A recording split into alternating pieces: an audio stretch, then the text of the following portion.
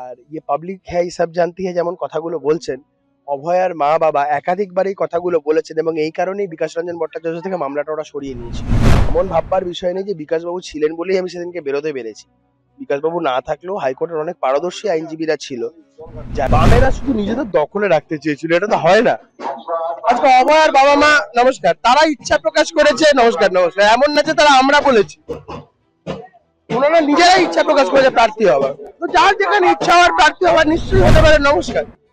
প্রচারে বেরিয়ে সবাই একটাই কথা বলছে যে বাড়ির ছেলে থাকতে লোকে বাইরের ছেলেকে কেন খুঁজতে যাবে। তো এটাই ইউএসপি আমাদের।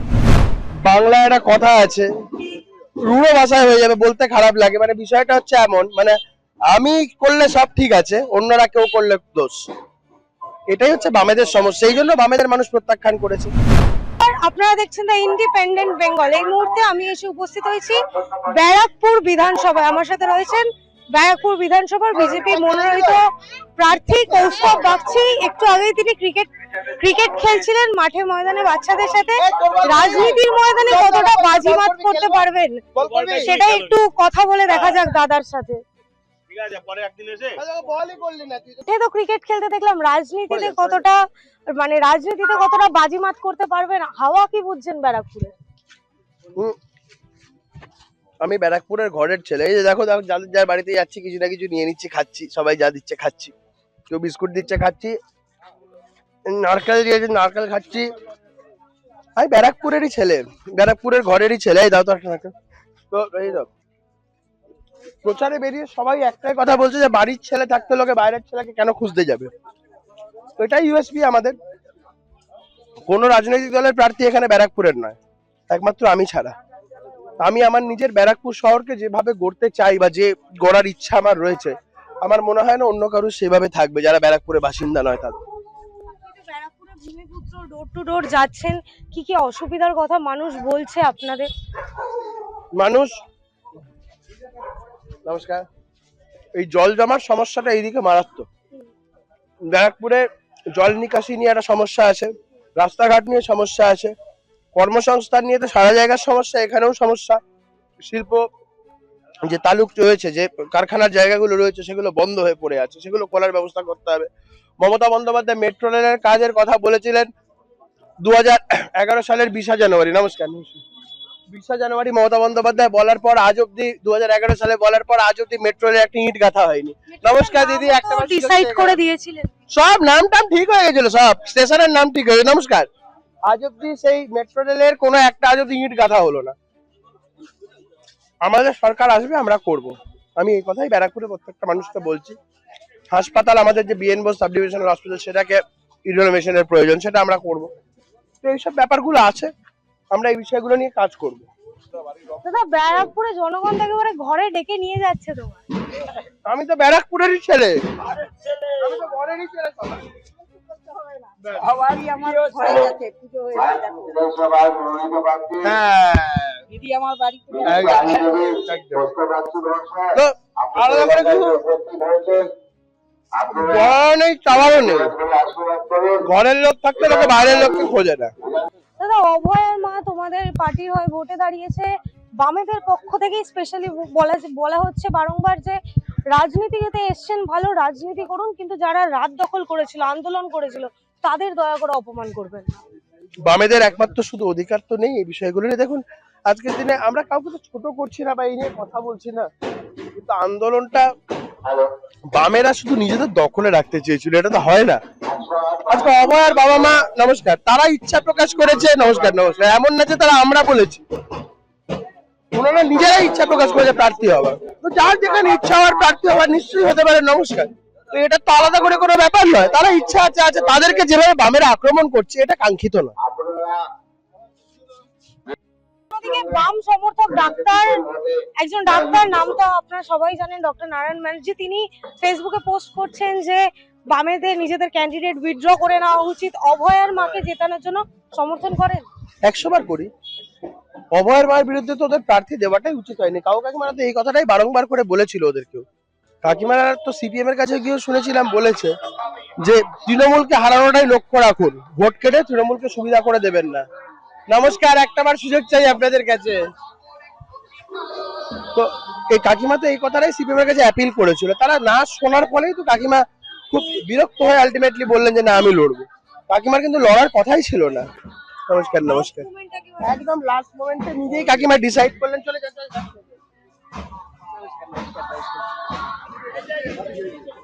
নমস্কার কাকু। তো এটা কাকিমার শেষ মুহূর্তে এই সিদ্ধান্তটা ছিল যে ভোটে লড়বে। তো এই এই ক্ষোভের কারণে, নাহলে আদারওয়াইজ লড়ার ইচ্ছাই ছিল না কাকিমা। কিন্তু দাদা মীনাক্ষী মুখার্জি বা কলতান দাশগুপ্তরা তো সেদিন রাতে গাড়ি আটকে ছিল। আধা ঘন্টার জন্য ছিল, বললাম তো দরকার পড়লো ওদিনকে টাওয়ার লোকেশনটা দেখে নিন। নমস্কার নমস্কার নমস্কার সবাইকে। আমি কৌস্তব, সবার কাছে আশীর্বাদ চাই, একটা বার সুযোগ দেবেন।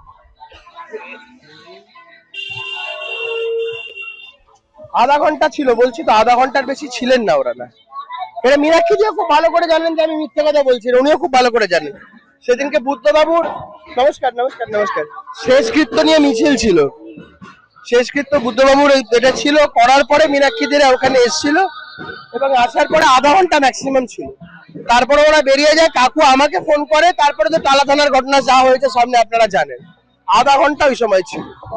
দাদা যেদিন আপনার নাম লিস্টে এসেছিল সেদিন আপনি অভয়ার বাড়ির সামনে দাঁড়িয়ে একটি স্টেটমেন্ট দিয়েছিলেন যে বিকাশ রঞ্জন ভট্টাচার্য একমাত্র দায়ী অভয়ার যে মামলা, অভয়ার মামলা, সেটাকে যদি ভ্যাস্তানোর জন্য কেউ দায়ী হয় সেটা বিকাশ রঞ্জন ভট্টাচার্য। এই নিয়ে শতরূপ ঘোষ একটি ফেসবুকে পোস্ট করেন যে ইয়ে পাবলিক হ্যায় ইয়ে সব জানতে হ্যায়।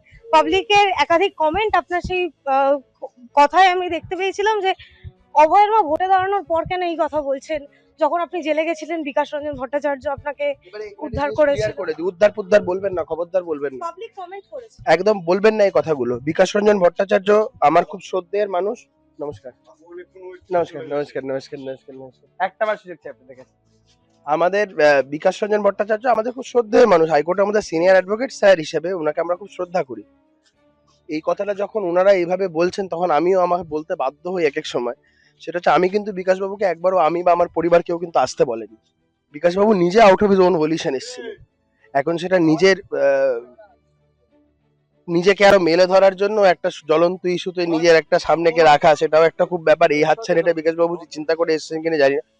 এ কথা বলছি না বিকাশবাবু আসেননি, এবং কৃতজ্ঞ উনি এসছেন, কিন্তু আমরা কিন্তু কেউ ডাকিনি। বিকাশবাবু আউট অফ হিজ ওন ভলিউশন এসছে, তাই আমি যেচে আসবো, এসে কারুর একটা বিষয়ে থাকবো। বিকাশবাবু ছাড়াও অন্তত 150 জন উকিলবাবু সেদিনকে ছিলেন, এবং অনেক ভালো ভালো উকিলবাবুই ছিলেন। এমন ভাববার বিষয় নেই যে বিকাশবাবু ছিলেন বলেই আমি সেদিনকে বেরোতে পেরেছি। বিকাশবাবু না থাকলেও হাইকোর্টের অনেক পারদর্শী আইনজীবীরা ছিল যারা সুন্দরভাবে মামলাটা ক্যারি আউট করে। আর ওই মামলায় বেরোনো না বেরোনোর কোনো ব্যাপার নয়। বিকাশবাবুকে ছোট করে বলছে না, কিন্তু বিকাশবাবুকে জিজ্ঞাসা করে দেখবেন আমাদের পরিবার বা আমাদের বাড়ির তরফ থেকে কেউ বিকাশবাবুকে ডাকেননি। বিকাশবাবু নিজেই এসেছিলেন। যেচে কাউকে উপকার করব এবং সেটা নিয়ে পরবর্তীকালে বলবো, আমি তো উপকার কথাটা ইউজ করছি, যেচে উপকার করব আবার পরবর্তীকালে সেটাকে নিয়ে কথা বলে বেড়াবো, এই সংস্কৃতিটা খুব একটা ভালো সংস্কৃতি নয়। আর ইয়ে পাবলিক হ্যায় সব জানতি হ্যায় যেমন কথাগুলো বলছেন, অভয়ার মা বাবা একাধিকবার এই কথাগুলো বলেছেন, এবং এই কারণেই বিকাশ রঞ্জন ভট্টাচার্য থেকে মামলাটা ওরা সরিয়ে নিয়েছিল। এটা তো আপনারা সকলেই জানেন যে বিকাশ ভট্টাচার্যকে মামলা থেকে ওনারা সরিয়ে দিয়েছিলেন, এই কারণেই দিয়েছিলেন। বিকাশবাবুর কাছে দেখুন এটা স্বাভাবিক হতে পারে, আমরাও উপলব্ধি করে জানি ক্লায়েন্টের অনেক এক্সপেকটেশন অ্যাডভোকেট ফুলফিল করতে পারে না।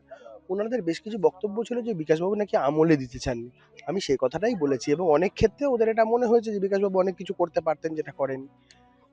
ব্যক্তিগতভাবে আমি মনে করি আজকের দিনে দাঁড়িয়ে পশ্চিমবঙ্গের সমস্ত বামপন্থী মনস্ক মানুষজনদের এই সমস্ত কিছু মাথা থেকে মুছে ফেলে তৃণমূলকে সরানোটাই একমাত্র লক্ষ্য হওয়া উচিত। দাদা অভয়ের মাকে নিয়ে যতটা ট্রোল হচ্ছে বা এত প্রশ্ন উঠছে, তামান্নার মা সিপিএম এর ভোটে দাঁড়িয়েছে, তাকে নিয়ে তো এত প্রশ্ন উঠছে না।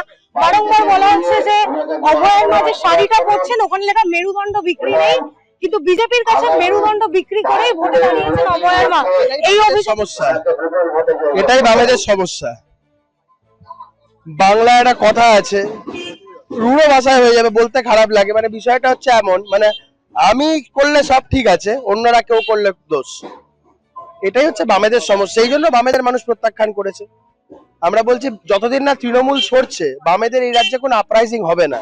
রাজ্যে আগে তৃণমূলকে সরান, পতাকা মতাদর্শটাকে একটা নির্বাচনের জন্য আলমারিতে তুলে রাখুন, দেখবেন এই নির্বাচনটা কেটে গেলে আবার সুন্দরভাবে রাজনীতি করতে পারবেন, মতাদর্শের লড়াই করতে পারবেন। দাদা একেবারেই শেষ প্রশ্ন, এই যে এত জনগণ দাঁড়িয়ে আছে তোমার জন্য,